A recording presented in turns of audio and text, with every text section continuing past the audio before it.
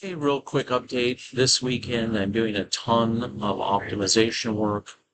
Basically, I'm testing and running optimization runs.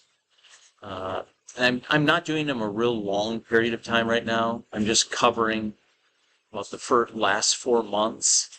Mainly, I'm just trying to find hotspots of the best data. Then those I'll go back and look at for a year. But what I'm doing is I'm marching up the Renko. So I'm starting at like an 11 brick size Renko, then doing a 12, then a 13. So 11 brick size Renko, run an optimization run on the iGrid Evo Auto. On a 12 Renko optimization run per instrument. Different instruments, different Renko, starting and ending range. But the whole weekend I'm dedicating to optimization runs.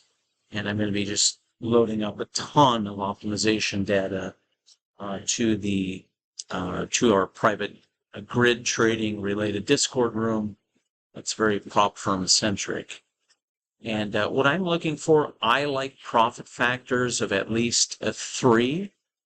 And this is actually some settings that I just kind of hand trade with. And I was just kind of curious how it would have done if I would have taken all the trades. I mean, I did really good, but I ran a profit factor 2.39 last couple days, so no, that's decent. If I'm going to trade something automated, I like to be in the 3s or above. That's just me, and my bias actually is not equity curves that look like this that have a lot of wobble to them. I like the really soft, methodical, very narrow wobble equity curves. Those are the ones that bring the gold. They're just beautiful, methodical. I like stable equity curve. In the end, those are the ones that I could even trade just a tad more position size than I normally do. Of course, in our settings, we do have a daily loss limit and a daily profit objective, and so on. So we have lots of that. Now, the big news is this week ahead, hopefully Tuesday, maybe at the latest Wednesday, I have the brand new version of the iGrid Auto, Evo Auto getting ready to deploy to my small beta test group. That's getting ready for a marketing campaign. I don't have time to run marketing campaigns, but we have a marketing campaign that will kick off for those that want to come on board and have access on a quarterly subscription only to get the new version of the auto where we have all kinds of feature ads. We have a trailing stop, clustered trailing stop, clustered deep out profit target, and so on. But I'll get into some logic here in a minute. Overall, this is, I found out that the settings that I use that I've been hand trading with, did do pretty good. So I don't take every trade. I pay attention to levels. I try to be done quick, but how I'll be using the automated system is basically just on a 150K prop account. All I'm trying to do is just I set in the automated to go for 710 a day, $710. So and that's per account. So in the settings, the second I'm in a trade and I get $710, it flattens everything and disallows any automated trading for the rest of the day. And that's all I want. So that's, pretty decent. 2,100 and change per day on 3 TPT accounts. Over the course of a week, it's 10K. 10K for 3 TPT or 10K for 350K Top Step Trader or my funded futures, or maybe trade 150K accounts at Apex. Now on 300K Apex accounts or even M20, I dial it back even a little bit more and just go for 1,100 a day. I used to go for 1,250, but I've been noticing in the optimization data to minimize my exposure to the market, I can get done a lot in under 3 total trades. I think it's like 2.7 trades average to get to my 1,100. And that's about where I am on the 710. That's what I look for. I look for a super stable equity curve. I try to find where I can get to my 710 in 3 trades or less every day. like 92% of the time, I can be done in 3 trades or less. Now, there's a lot of days where you're one and done. You're in one trade and you get right to your target and you're done. That's fantastic. That way I minimize my exposure to the market. And my philosophy for futures trading is go in, get your hits, get out, be done. FX, I do different. The average time we have in trades in FX is 1.4 days. On our lower time frame stuff and our higher time frame stuff, it's 4+ days. So we're in a lot of trades over 4 days. So that's a whole different animal. And I'm trading a 16 to 20 instrument portfolio where I'm trading 2 time frames per instrument. It's just a different approach to trading. That's what we do on the institutional side. But on the prop shop, you want to be really efficient and you just want to go in my opinion, in the beginning, as you're learning how to trade automated, go and get your hit, be done. Go in and get your hit each day, be done. Now, I have some people that are sending me data for the entire year on their settings. They got their daily goal every single day, never had losing days. I'm like, yeah, you can do that with some settings. Now, if you just turn it on and run it all day and you're trying to make, 8 or 9 grand a day in a 150K account, you're going to have days that rip your face off. I don't care what system you're on. Like a Fed day where you got 3.5 hours of chop before the Fed news at 1 p.m. Chicago time. So on a Fed day, I'm going to do things different. I might trade from 7:32 in the morning on, U.S. Central Time on, see if I can catch a move pre-market and one after the market, and then I'll probably just shut it off, and then I'll turn the automation back on that, hey, at 1:03 p.m. U.S. Central Time, Chicago time, go ahead and make trades up till the end of the day.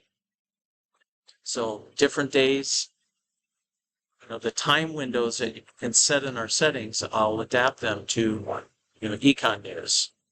I typically turn on my automation always at 7:32 every morning, U.S. Central Time. That way, 2 minutes will have gone by from any 7:30 news release. CPI, even CPI and non-farm payroll, I think all I did different is I had it look for trades from 7:33 on. I gave it an extra minute, and it all worked out just fine. Okay, let's look at the chart. Just real quick over logic. As I've stated before, when we're in upside action, you get a long trade at the flip. We can add up to 4 times the current settings. So here's a loser right here. We made money in the long. We flipped to short right there on the primary. The primary positions, I have 2 M&Q set. My ads, I have currently set to 1 M&Q for this particular data order. So I got short, had 1 ad. They came out when we flipped back to the long side, so that was a small loser. Then we got long on a primary trade. It was a flip. We had 1 ad, 2 ad, 3 ad, and 4 ad. Actually, there's an ad here, so it's somewhere I'm mistaken. But we had a primary and 4 ads, and they stay in until they either hit some hard target that I have parked far away. I have stops set per entry, or until we get a flip to the short side, which we had here. So all those trades come out then. Then we're playing the short side. Short side, some ads, and so on. So the settings allow you to set how much position size you want on the flips and how much position size you want on the ads. Now the new version will allow you to put 0 position size on the flips and just work the ads. And on some time frames, there, especially in the really low time frames, there's some data that suggests that's not a bad way to go. And then the idea is to hold our own in the chop. So we come out of the chop, we get some winners, some losers, we hold our own, but we make money in the in the moves of momentum. So even after some big explosive moves and the market is just chopping around, we hold our own. And even moderate moves, we can make money in moderate moves. So I kind of found out that the settings that I use for my hand trading, not sure why it's not letting me, there we go. I can still run a pretty decent profit factor. Come on, NinjaTrader. Jeepers. It's because of my screen capturing tool. It's confusing NinjaTrader up here. So 2.3 profit factor, that's okay. So what that tells me, I'm going to work with my time frame and just fine tune it up or down, and I'm going to play with my settings till I can get to a 3. I really don't want to hand trade anything unless I'm on settings or I'm running a really, really high, like 2.9-ish. I prefer to be about a 3 profit factor. And that's a smart thing to do.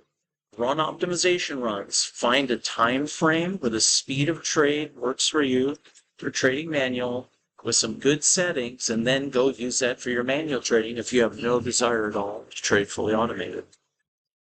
Another good thing about iGrid, you don't have to use rankings. I got guys trading on 30-second charts for different indices.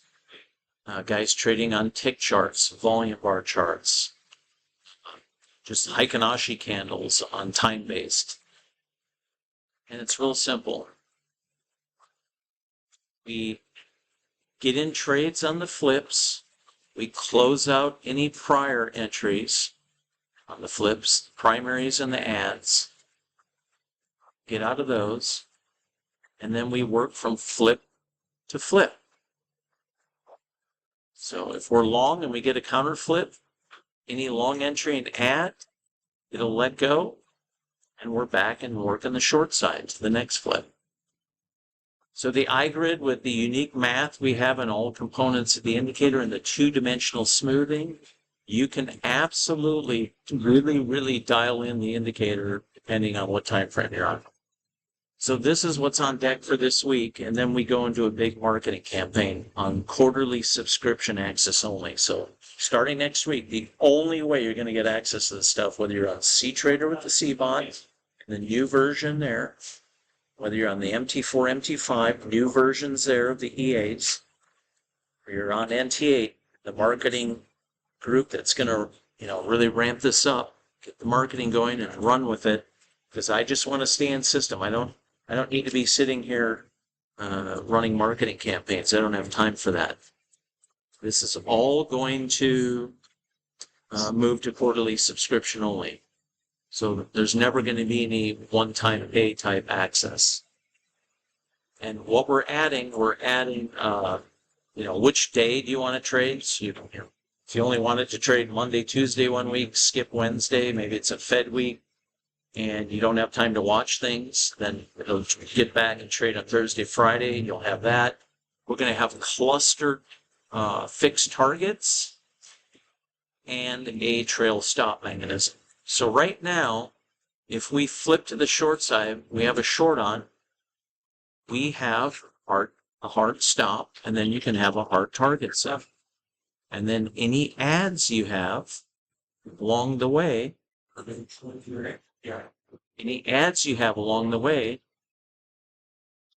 those each have their own fixed stop distance, and hard target distance.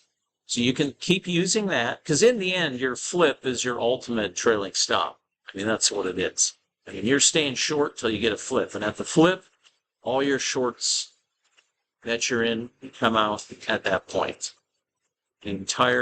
Every entry you make comes out. What we're adding, though, on the new version, trying to get out by Tuesday, Wednesday at the latest, once you get into the primary entry, and you can set unique position size for the primary entry, and you can set unique position size for the ads, we'll have a cluster trail stop that will follow the shift portion of your indicator, and you might get out a little bit earlier than the flip on the flip points, just depending on how close you run it, and optimization will tell you where to set that. And the setting will be how many ticks away from the shift portion of the indicator do you want your stop. So every position, including ads, will be included in the trail stop. And we got some other features and alerts we're adding. So all kinds of great stuff on deck for this week. So for any system questions or anything related, info@gridalgo.com. I'll be putting up a lot more videos this weekend showing the automation in action. So talk to you guys later.